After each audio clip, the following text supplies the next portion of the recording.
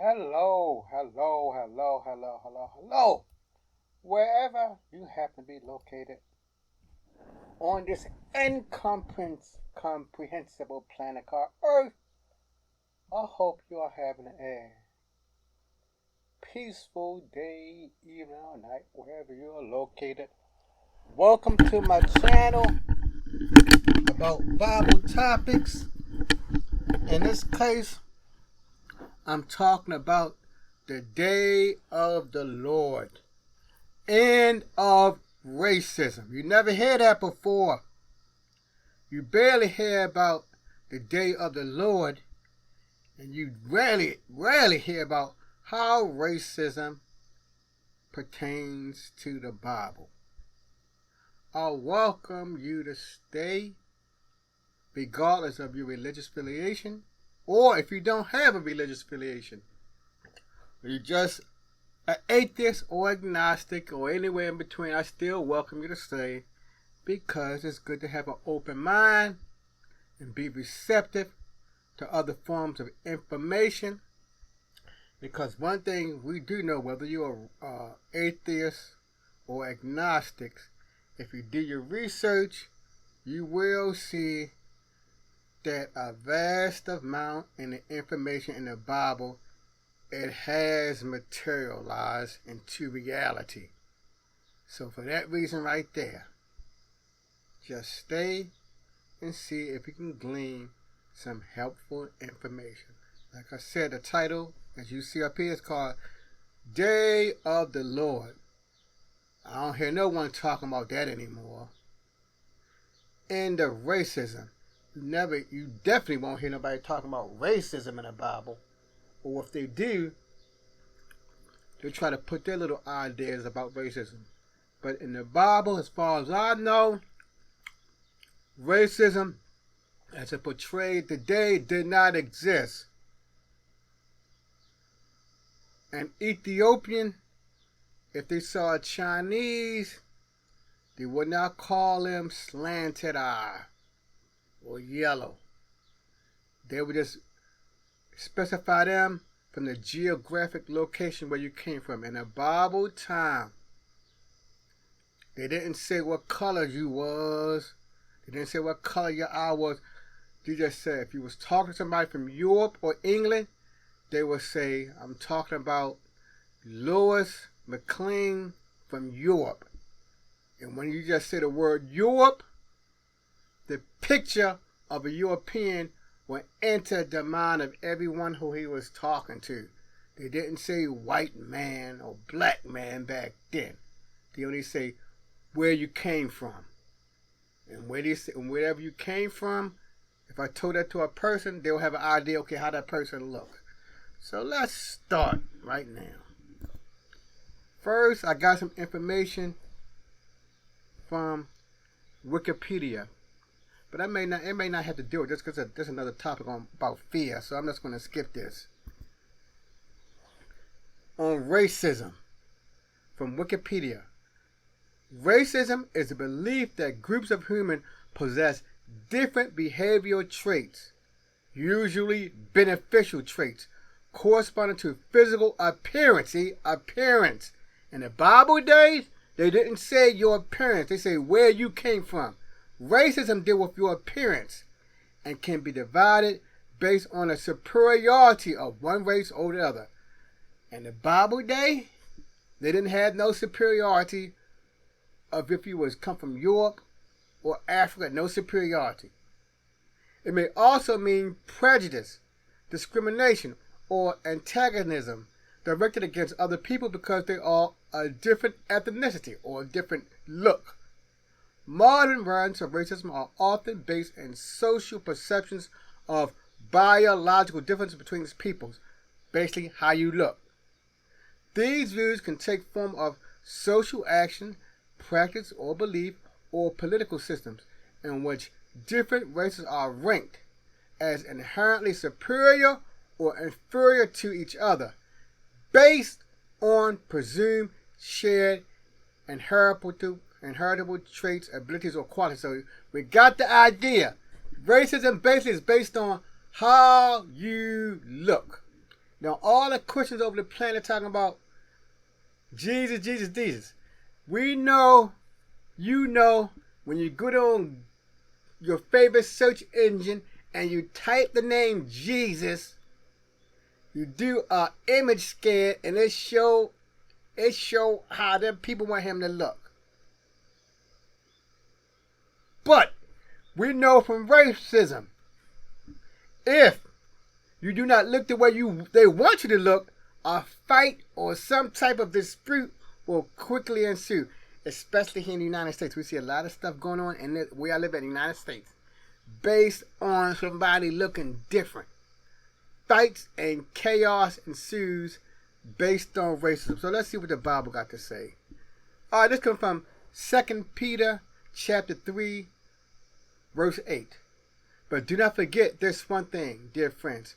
With the Lord, a day is like 1,000 years. And 1,000 years are like a day. I asked a number of so-called Christians what this means, and they gave me a bunch of religious goopla. Luckily for me, see, I have a scientific background. I have a degree that's foundational to all the sciences. Without my degree, the sciences would not exist. So, and most pastors who get up in that pulpit every day don't have most of them don't have no sound understanding of science. I'm going to tell you what this means. With the Lord, a day is like 1,000 years, and 1,000 years are like a day. Now, every Christian on the planet will tell you that God is all powerful. He controls the earth, he controls the weather, he controls the sun. No, let's take it even further.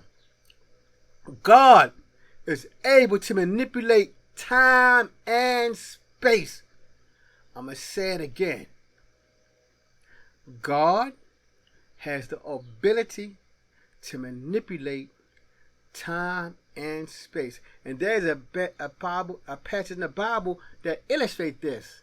When God stopped the sun from moving, he can manipulate time and space. He can make a day seem like 1,000 years. So that means he can slow down time to a crawl. A day is like 1,000 years. He can slow down time. And then they say 1,000 years are like a day. So he can slow down time and he can speed time up. He's the master of time and space. Even in the comic books. I used to read Marvel comics and DC comics when I was younger. There are very few individuals in the comic books who manipulate time and space. There's Superman, Spider-Man, Batman. None of them can manipulate time and space. When you can manipulate time and space, that means you basically control it all. So we got that right there. A day is like 1,000 years. He can slow down time immensely. And 1,000 years are a day like a day. He can speed up time immensely. So he is the master of time and space. Time and space are also subservient to the will of God. All things, most Christians know that, are subservient to the will of God. But he just leave out time and space. Even time and space, he can manipulate those too.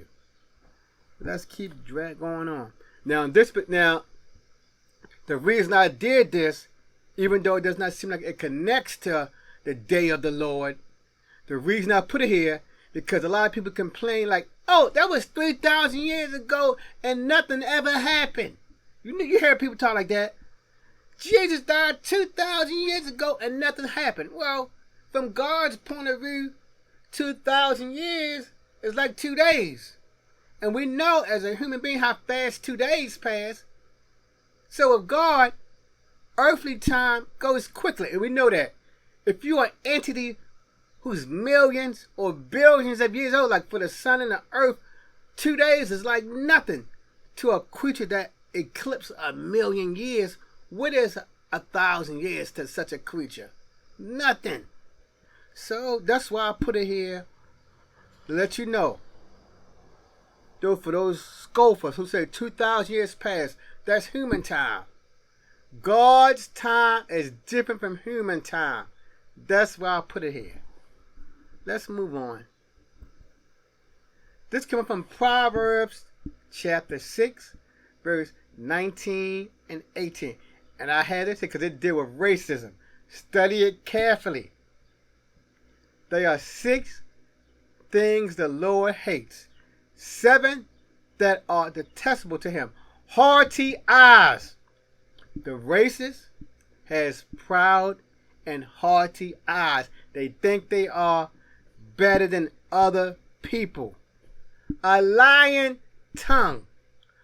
The racist does not care about lying to people who he or she think is inferior to them. They will lie to you. And we have seen that throughout history. The racists will lie to the inferior people on the blink of an eye. Hands that shed innocent blood, right in line with the racists. We have seen in history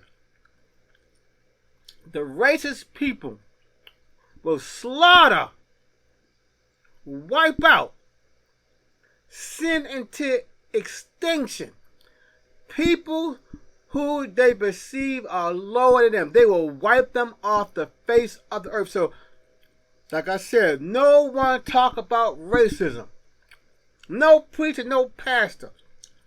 The things that the Lord hates are the qualities that the racists have. A heart that devises wicked schemes. We study history. You see people who are racist. They have schemes. They have taken people's land up to this very day. They take your house up to this very day. They take your sons and your daughters and incarcerate them up until this very day. Feet that are quick to rush into evil. The racists will rush into evil to cause the people who they think are inferior harm.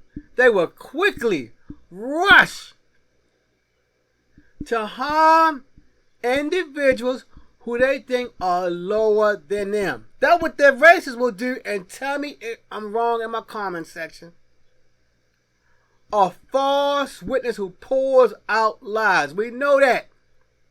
The racists will take you to court. They will kill your sons. They will kill your mother and your daughter, and they will go to court and lie about it and say, I was afraid. They will go to court, and we've seen it here where I live at in America. The racists go to court. He's bigger than you. He's bigger than the person who he killed, but he will go to court and say, I feared for my life. A false witness who pours out lies. They will say the person had drugs on them and they plant the drugs in your innocent son or daughter's car. Those are qualities of the racists, or qualities of the 7 things the Lord hates. And a person who stirs up conflict in the community. We have seen that before. The racists will turn brother against brother. The racists will turn sister against sister. They will gladly have a mother stab their children in the back. A person who stirs up conflict in a community. The racist will go into the community and stir up lies, especially if you are against them, and we have seen that throughout history. They love to stir up conflict. So, the 7th thing the Lord hates are qualities that the racists have. The thing that the Lord hates are qualities that the races hold dear to their heart. And they will proudly say, he or she is Lord in me. So if Jesus don't look the way the races want him to look, what will they do when he comes back to the planet? And we know God never starts a fight. When he went to Egypt, he did not start the fight with the Egyptians. He just said, let my people go. Pharaoh said no. So then God stepped in. When Elijah was dealing with them false prophets, he gave them the chance to have their gods send fire from the sky. When their gods could not do it, then Elijah took actions. Remember this, people. God does not start conflicts. He just ends it. He don't start it. So if Jesus come back to earth, or when he come back to earth, and he don't look the way these people want him to look, what do you think is going to happen? If he look any different than what we see when you Google or Bing or go to your favorite search engine and you type in Jesus, you type in images, and you show them pictures. If he don't look like that, how will they react if he looks different from that? This comes from Isaiah chapter 24, verses 21 to 22. So it will happen in that day that the Lord will punish the host of heaven on high. So he's coming back for punishment. And the kings of the earth on the earth. So he's come back to punish the kings of the earth on the earth. But remember, he's not going to start nothing. They're going to start it, then he's going to punish them. See, they will be gathered together like prisoners in the dungeon and will be confined in prison. And after many days, they will be punished. So like I stated, God will gather these people together. When he gathers them, he's not going to punish them. They're going to do their evil deeds, and then he punished them.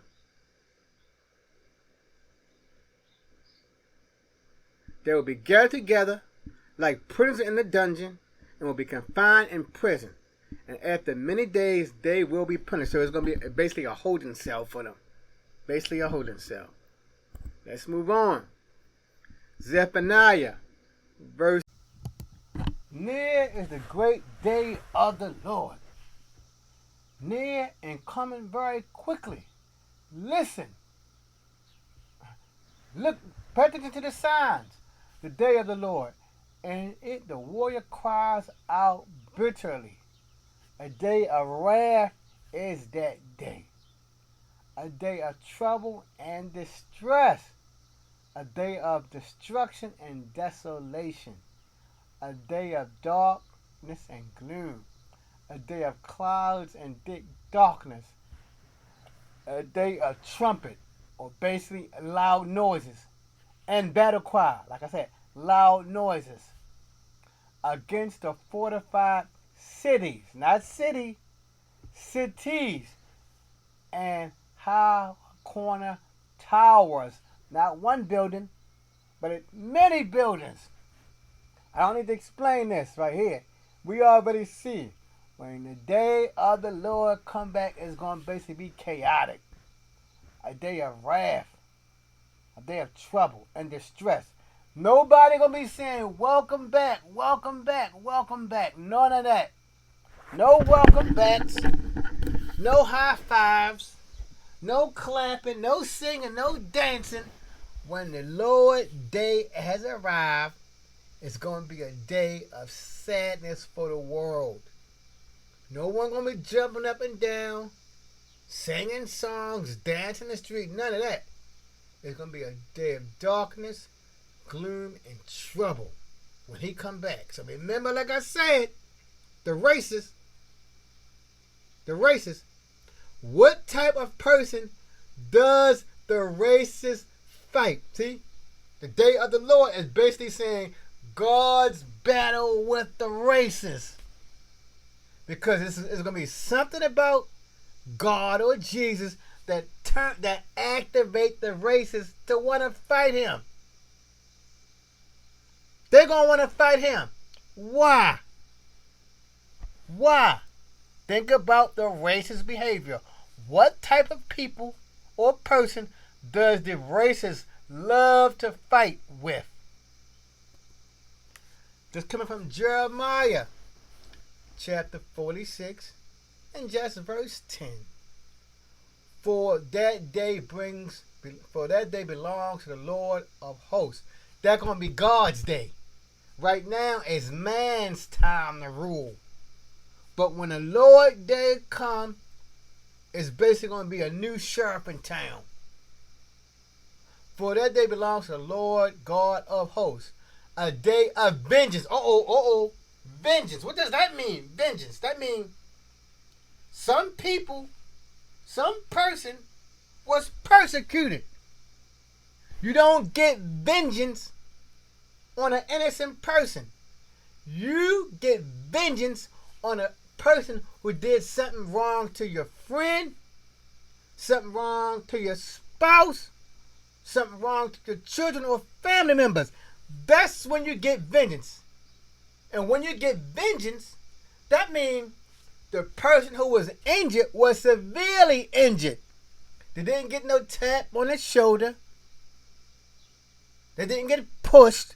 You don't do vengeance for that. You get vengeance when someone has severely injured the one you love. So a day of vengeance.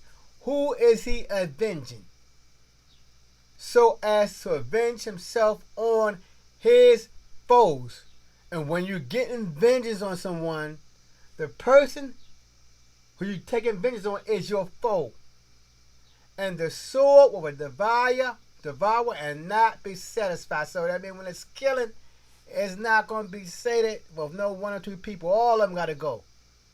And drink its fill of their blood. For there will be a slaughter for the Lord of hosts in the land of the north by the river Euphrates. Now you know there's a symbolism. You know back in the Bible days, they ain't know nothing about no Europe. They didn't know about France. They didn't know about North America. So when they talk about the Euphrates, it's still prophecy. All they can be related to is something that they know. When God give you a prophecy, it's something that you know. It ain't going to be something different. So when it's talking about the Euphrates, it may not really be the Euphrates. It was just in their prophecy. That may be just what they can think of. But God may have another representation for Euphrates. This comes from Joel chapter 3, verse 12 to 14. Let the nations be aroused. What does that mean, aroused? That means something's going to come. Something's going to come that's going to wake them up, get them agitated. Because that's what it is when you get aroused, you get agitated.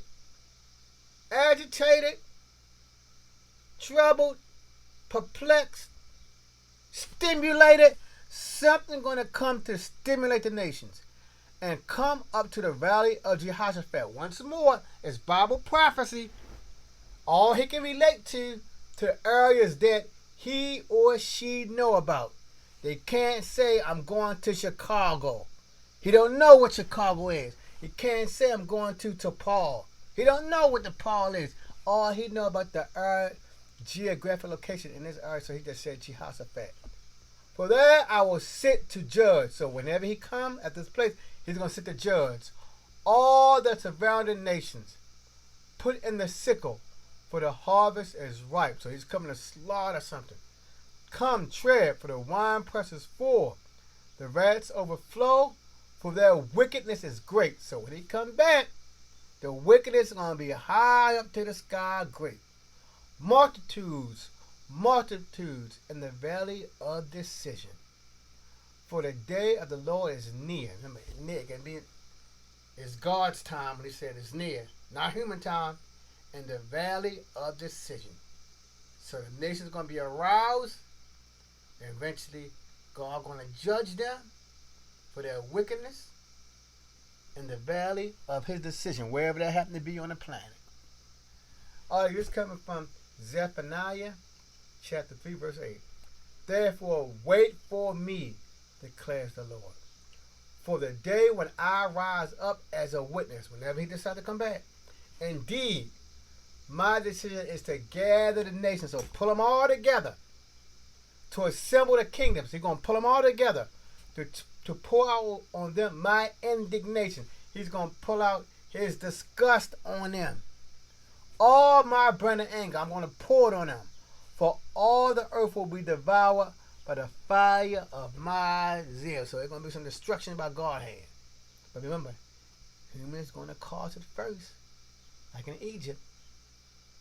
And when God put an end to it, it's going to be a mighty thing, like in Egypt. Pharaoh just said, no, I'm not going to let them go. When God said something, it was a mighty, terrifying deed. That's coming from Romans chapter 2, verse 16.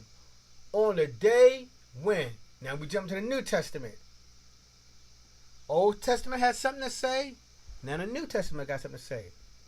On the day when, according to my gospel, God will judge the secret thoughts of men through Christ Jesus. So when he's coming back to judge the secrets of the men. He's coming back to judge all the wickedness. It said that in the Old Testament. He's coming back to judge their secrets. This coming from the book of Revelations, chapter 6, verse 15 to 17. Then the kings of the earth, and the great men, and the commanders, and the rich, and the strong, and every slave, and every free man, hid themselves in the caves, and among the rocks of the mountains. So, remember, humans going to start it, then God going to start doing his thing, and when God start doing his things, that's when the people going to start running like flies, ants, or whatever. They're going to start running. And hid themselves in the caves among the rocks of the mountains. And they said to the mountains and to the rocks, fall on us and hide us from the presence of him who sits on the throne. What they basically saying, I want to hide from the one who has overwhelming force. Like I said, man going to start it. Like Pharaoh said, no, he started it. But when God do his thing, he comes with overwhelming force. So when God comes up with overwhelming force, people going to be running to the mountains and to the caves, to their little ditches hiding. Fall on us and hide us from the presence of him who sits on the throne and from the wrath of the Lamb. So he said, they admit when he did his thing, it was wrath.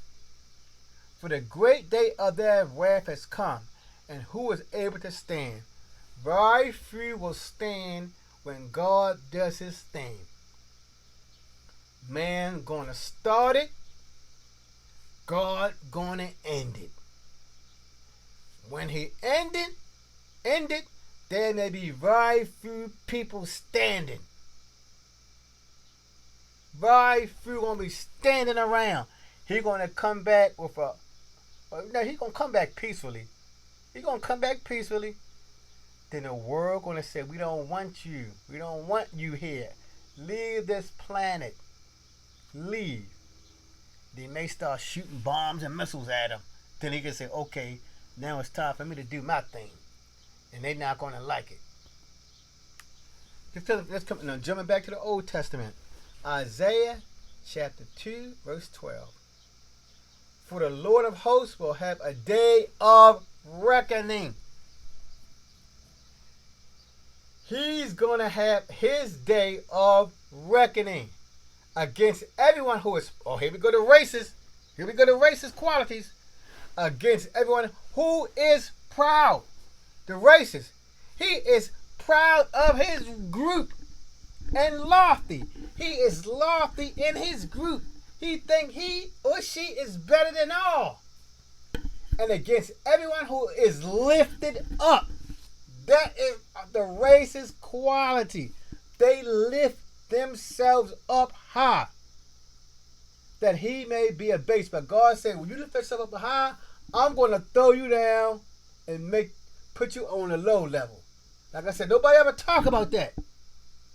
When he come back, he's coming back to eliminate the racists. That's what he's coming back to give it up.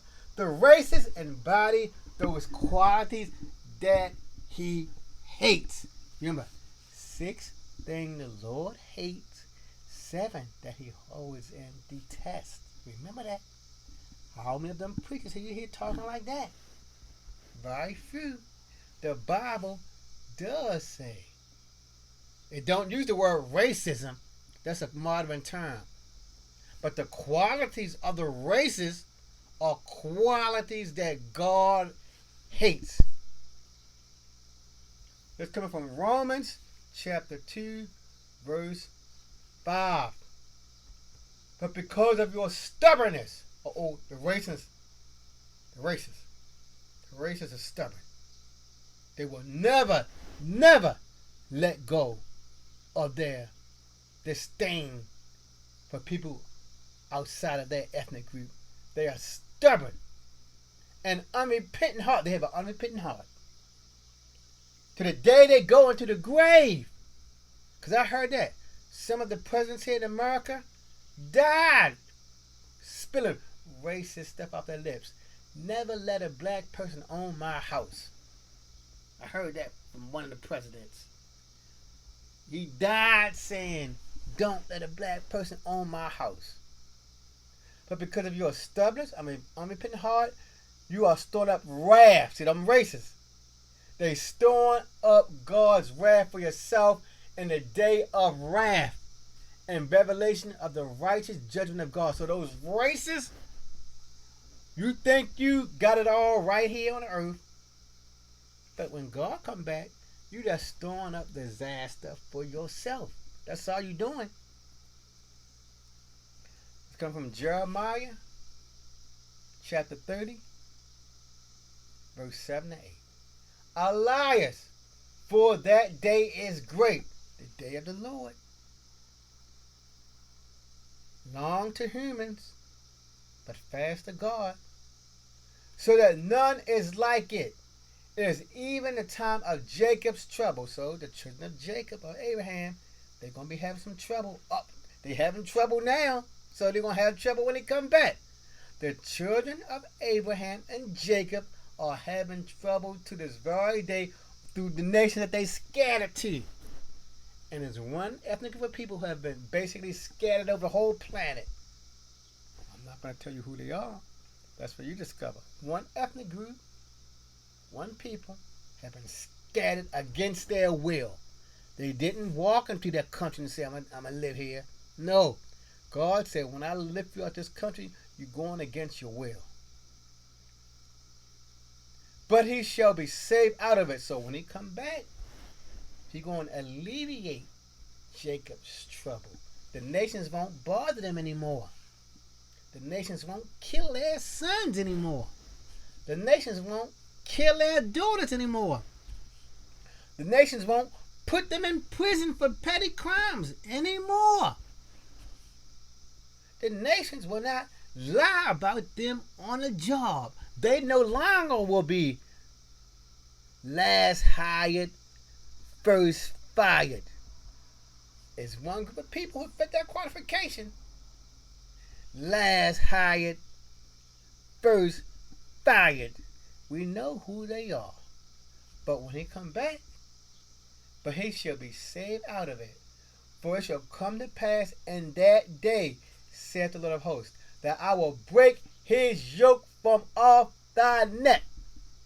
So right now, Jacob's children have a yoke of bondage around their neck. They say they free, but are they truly free in the places they have been scattered to? Because when they start to speak the truth about who they are, someone who I can't name come down here, especially if the person don't got no money, will come down here and knock them out of this existence. That I will break his yoke from off thy neck and will burst thy bonds, and strangers shall no more serve themselves of him. Strangers will no more make fun of you. They will no longer make fun of your big nose. They will no longer make fun of your big lips. They won't. Their day is coming. When the Lord returns, he's going to break Jacob's bondage and release him from being a laughing stock over the world. No longer will he walk into the store or she walk into the store and people, the store owners, looking at him or her with suspicious eyes.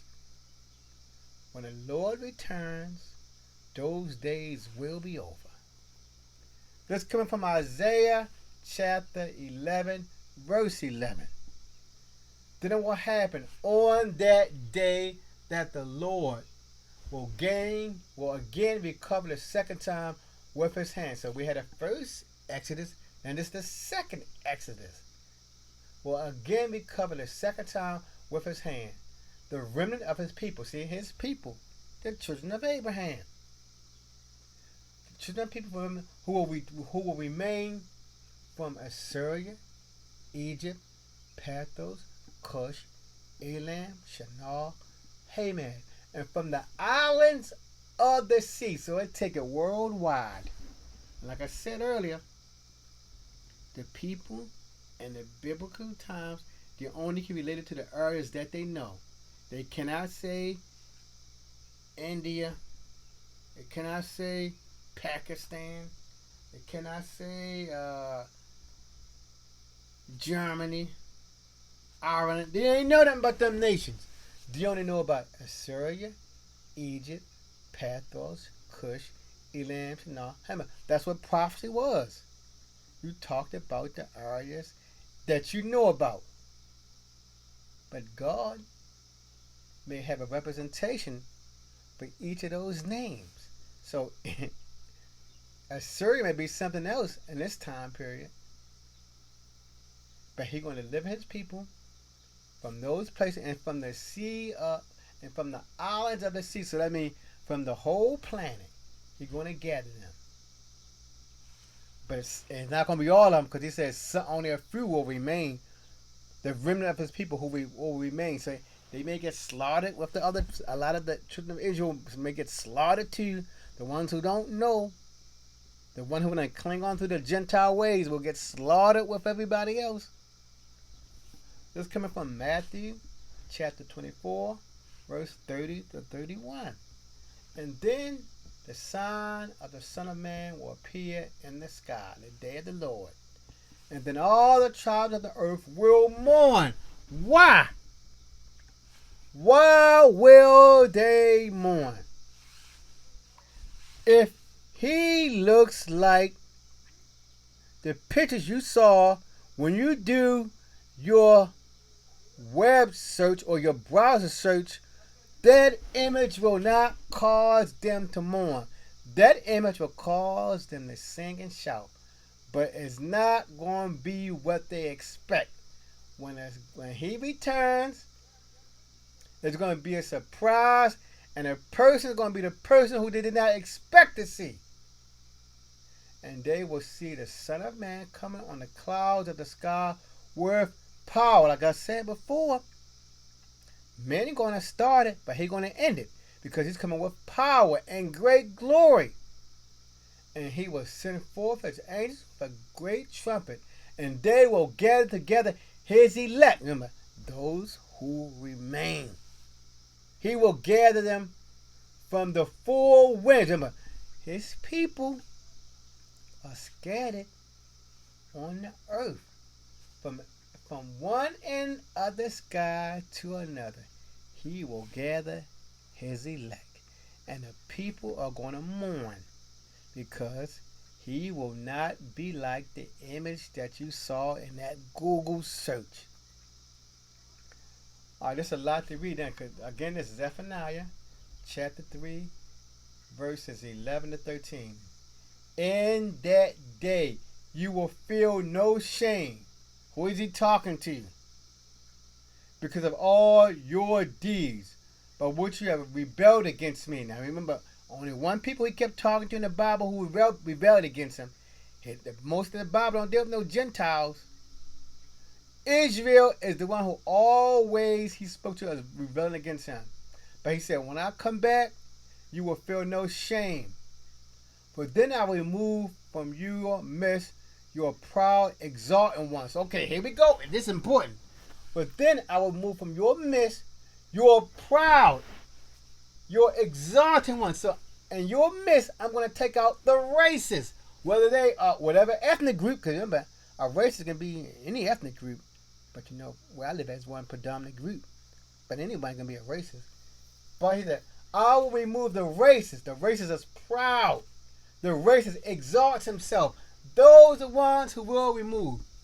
And you will never again be haughty. The racist will never again be proud and arrogant on my holy mountain. But I will leave you among a humble and lowly people. And they will take refuge in the name of the Lord. The remnant, the ones who remain of Israel, will do no wrong, no sinners there, and tell no lies, like the racists love to do. No, what a deceitful tongue. Remember, the things that the Lord hates, the racists embodies. No lying, deceitful tongue be found in your mouth, for they will feed and lie down, with no one to make them tremble. See, the racist has made many people on the earth tremble and fear. I'm going to say it again.